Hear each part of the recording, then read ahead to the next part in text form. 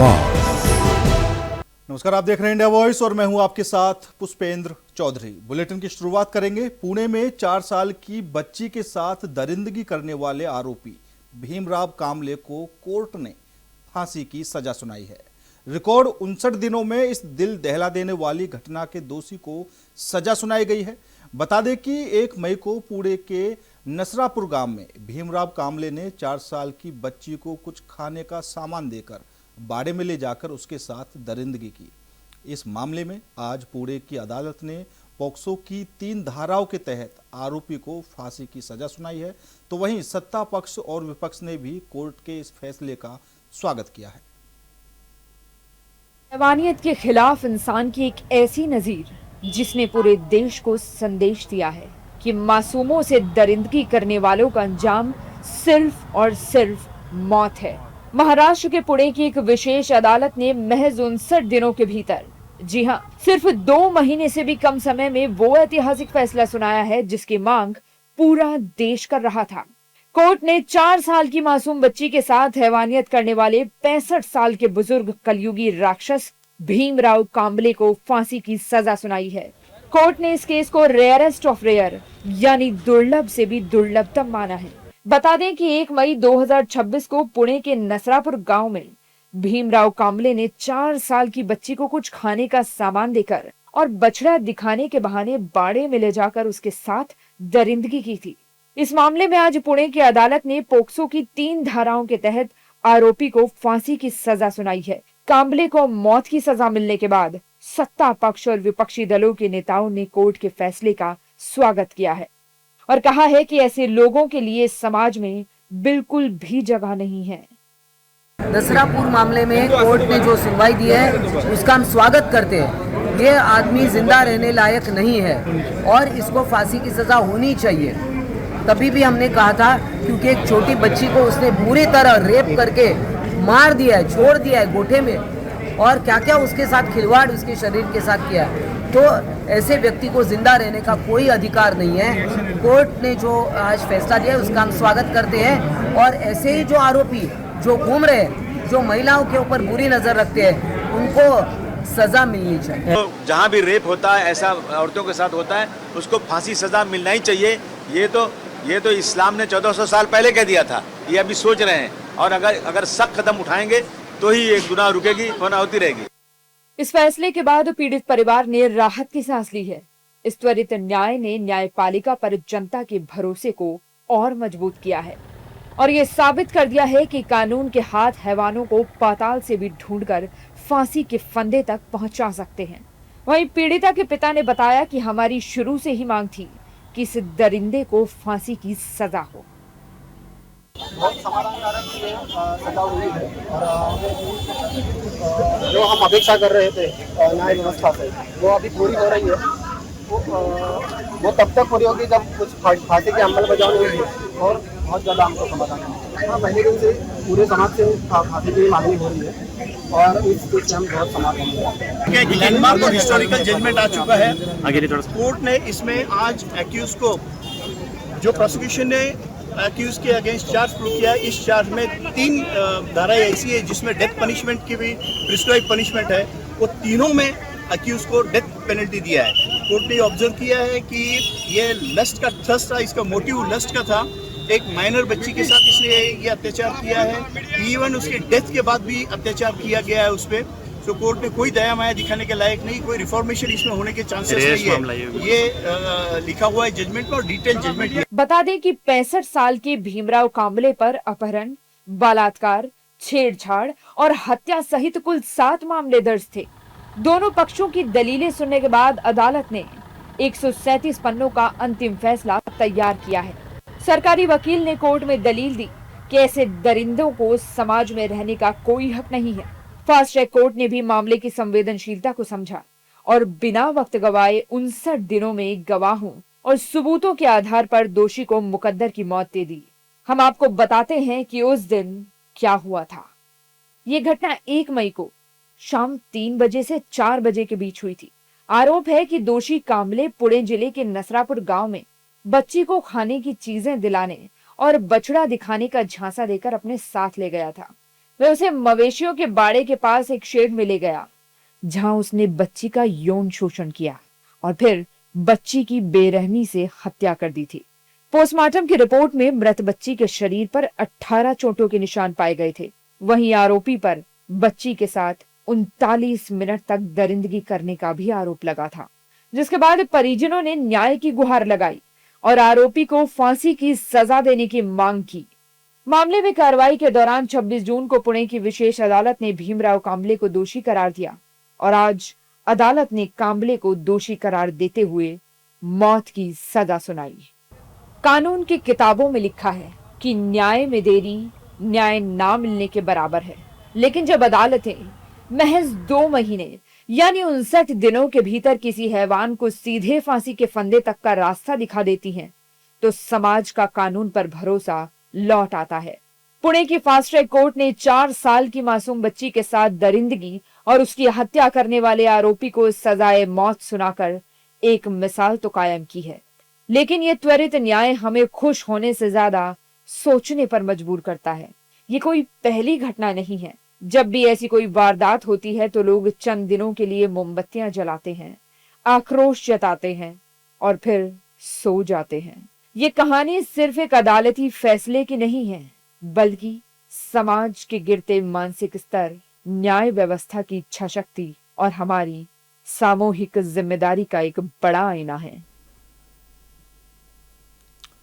महाराष्ट्र की राजनीति एक बार फिर गर्मा गई है। शिवसेना प्रमुख उद्धव ठाकरे ने राम मंदिर चढ़ावा चोरी मामले को लेकर बीजेपी पर बड़ा हमला बोलते हुए उसे बाबर जनता पार्टी बताया है। उद्धव के इस बयान के बाद बीजेपी ने भी जोरदार पलटवार किया है। देखिए।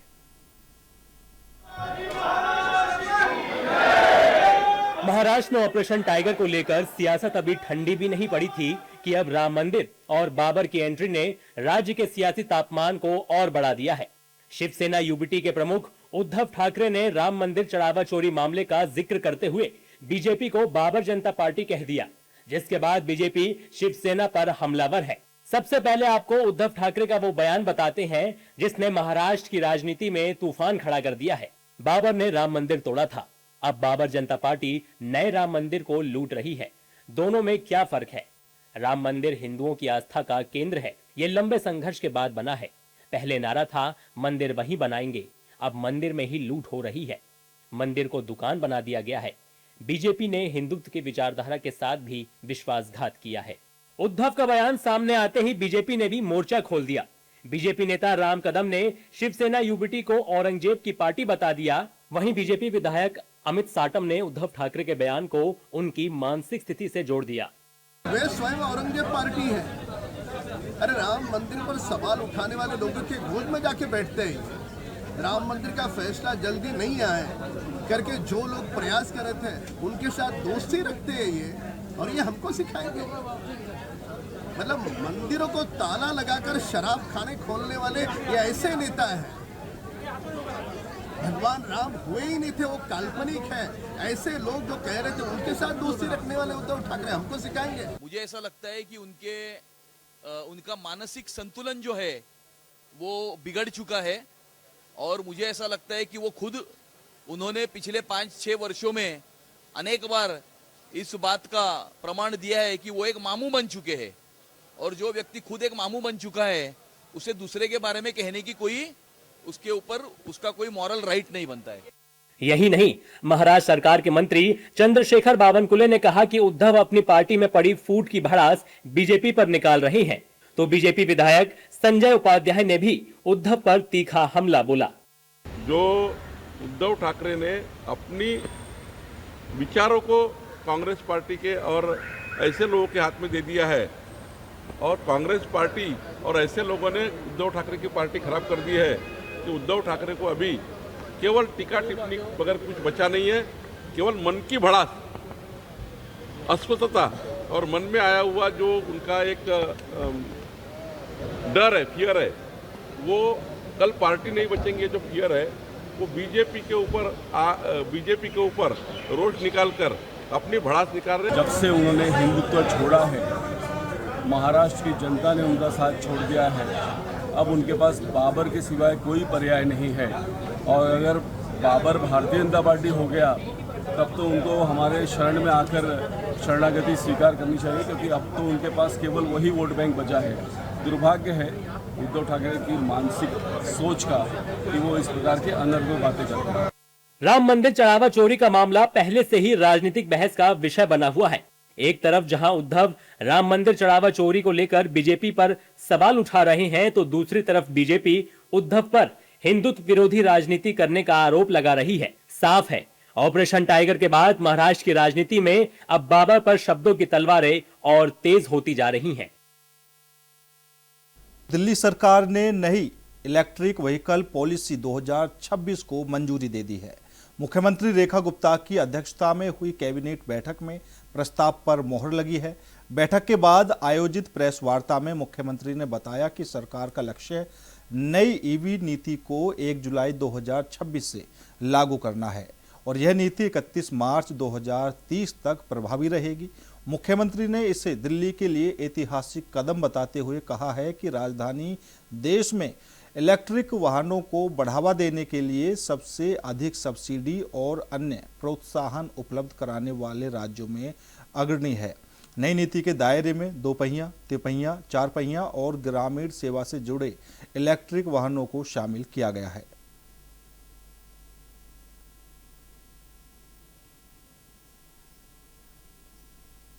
आज दिल्ली के लिए सच में बहुत ही ऐतिहासिक दिन है। वर्षों से जो असल में दिल्ली की आवश्यकता थी, जो कि दिल्ली की बहुत सारी लीगेसी प्रॉब्लम्स को सॉल्व करने का माध्यम हो सकती थी, उस पॉलिसी को बनने का, लागू करने का इंतजार अब खत्म हो रहा है।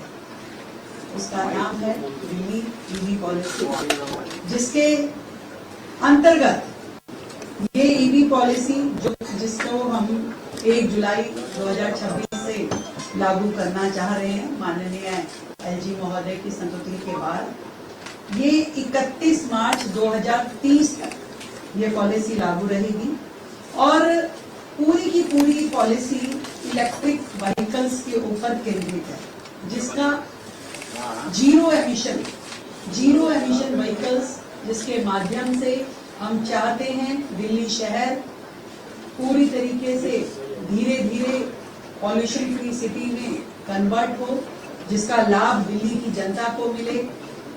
और ये सारा का सारा काम हम अगले 4 सालों में कैसे फेज वाइज इसको करेंगे, उसकी पूरी योजना तय की गई।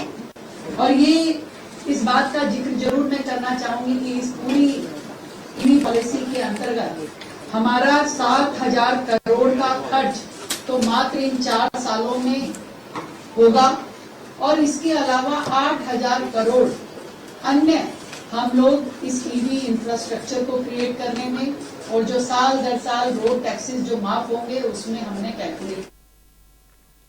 सिद्धार्थनगर स्थित सिद्धार्थ विश्वविद्यालय में आज 10वां दीक्षांत समारोह गरिमामय माहौल में संपन्न हुआ। समारोह की अध्यक्षता राज्यपाल आनंदीबेन पटेल ने की, जबकि मुख्य अतिथि के रूप में बीएचयू के वनस्पति विज्ञान विभाग की पूर्व विभागाध्यक्ष प्रोफेसर मधुलिका अग्रवाल और विशिष्ट अतिथि के रूप में उच्च शिक्षा राज्य मंत्री रजनी तिवारी मौजूद रहीं। समारोह में विभिन्न विषयों में सर्वाधिक अंक प्राप्त करने वाले 37 विद्यार्थियों को स्वर्ण पदक प्रदान किए गए। इनमें 28 गोल्ड मेडल छात्राओं ने जीतकर अपनी शानदार उपलब्धि दर्ज कराई, जबकि छात्रों को 9 स्वर्ण पदक मिले हैं। इसके अलावा 25 शोधार्थियों को उपाधि प्रदान की गई। कार्यक्रम के दौरान सिद्धार्थनगर, संत कबीर नगर और महाराजगंज की 700 आंगनवाड़ी कार्यकर्तियों को किट भी वितरित की गई।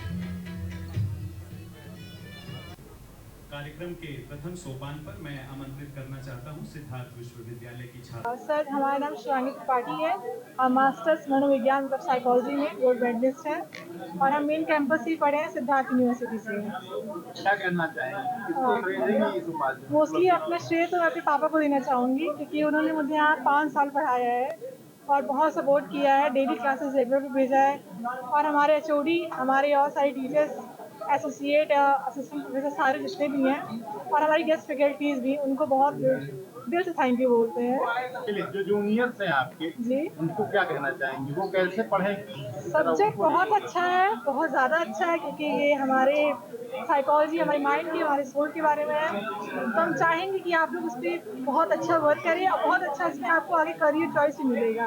As a counsellor, as a counselling, कुछ भी करने के लिए साइकेट्रिक का हमारे यहाँ पे गेस्ट फैकल्टीज आप नेट क्वालिफाई करते हैं तो आपको बहुत करियर अपॉर्चुनिटी मिलेगी। मेरा नाम विश्वनाथी विश्वकर्मा है। मैं कला संकाय से हूँ। राजेंद्र प्रसाद ताराचंद पीजी कॉलेज से हमने fine art MA 4th semester में 1778 नंबर ला करके सर्वोच्च अंक से ये गोल्ड मेडल प्राप्त किया है। और सबसे पहले इस गोल्ड मेडल का श्रेय हम अपने शिक्षकगण माता पिता को देंगे। माता पिता को इसलिए देंगे जिन्होंने हमें सबसे पहले तो जन्म दिया और गुरु ने हमें उस कच्चे घड़े के समान उस योग्य बनाया कि आज हमें ये गोल्ड मेडल प्राप्त हुआ है। जितने भी हमारे छोटे भाई बहन हैं, हम यही कहेंगे जो भी आप पढ़ो मन से पढ़िए।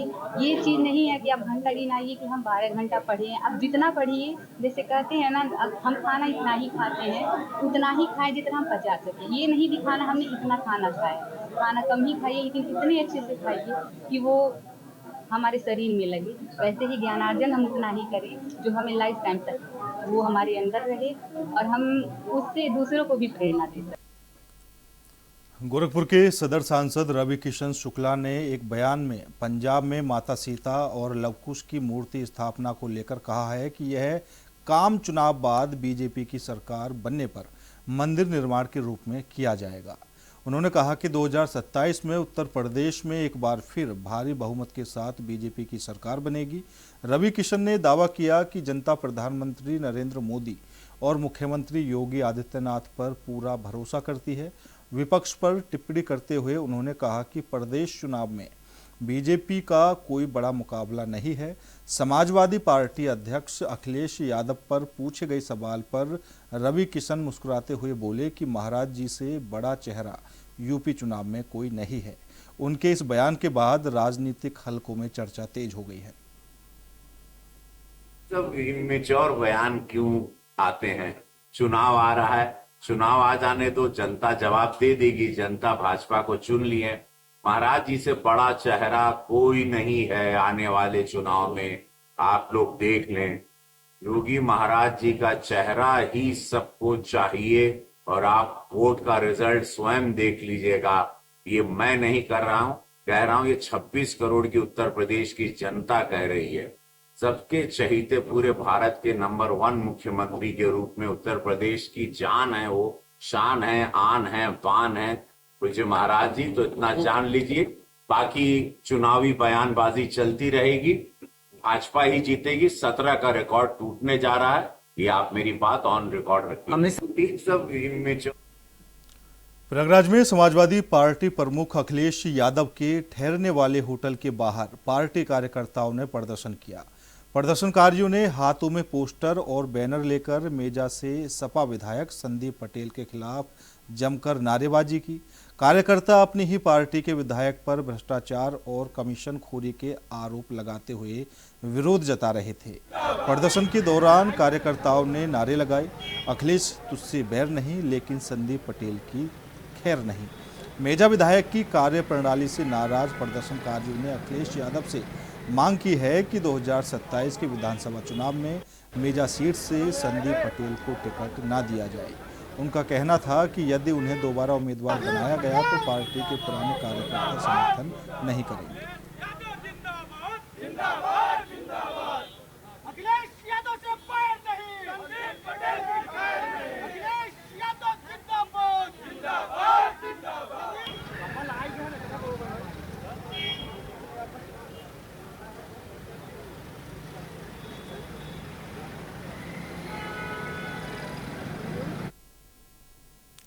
अयोध्या में राम मंदिर से जुड़े कथित दान प्रकरण को लेकर सियासत तेज हो गई है। समाजवादी पार्टी के नेता पवन पांडे ने प्रेस कॉन्फ्रेंस कर सरकार और राम मंदिर ट्रस्ट पर गंभीर आरोप लगाए हैं। पवन पांडे ने सवाल उठाया है कि 5 जून को अविनाश शुक्ला से पैसे बरामद होने के बावजूद उसी समय मुकदमा दर्ज क्यों नहीं कराया गया। उनका आरोप है कि सरकार और ट्रस्ट मिलकर पूरे मामले को दबाने की कोशिश कर रहे हैं और जनता को गुमराह किया जा रहा है। उन्होंने एसआईटी जांच को भी केवल दिखावा बताते हुए कहा कि इससे किसी निष्पक्ष कार्रवाई की उम्मीद नहीं है। पवन पांडे ने कहा कि इस पूरे मामले में पारदर्शिता होनी चाहिए और सरकार को देश की 140 करोड़ जनता के सामने जवाब देना होगा।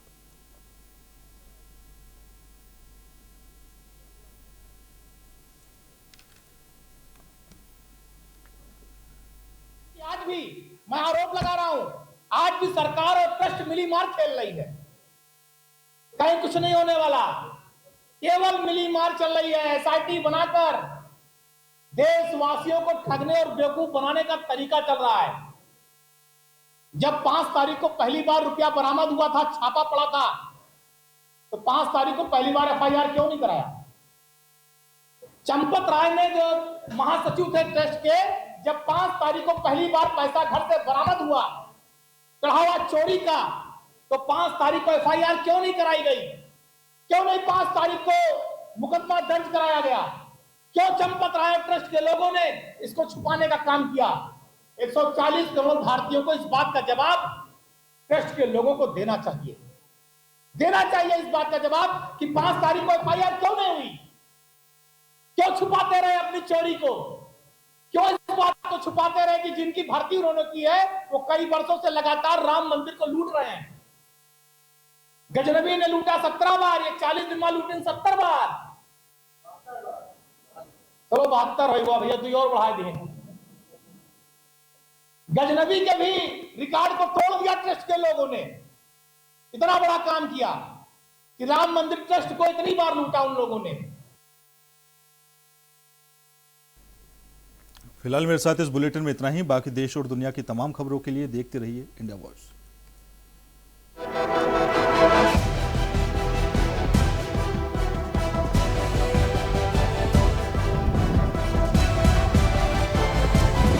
इंडिया वॉइस, आपकी सोच, आपकी आवाज।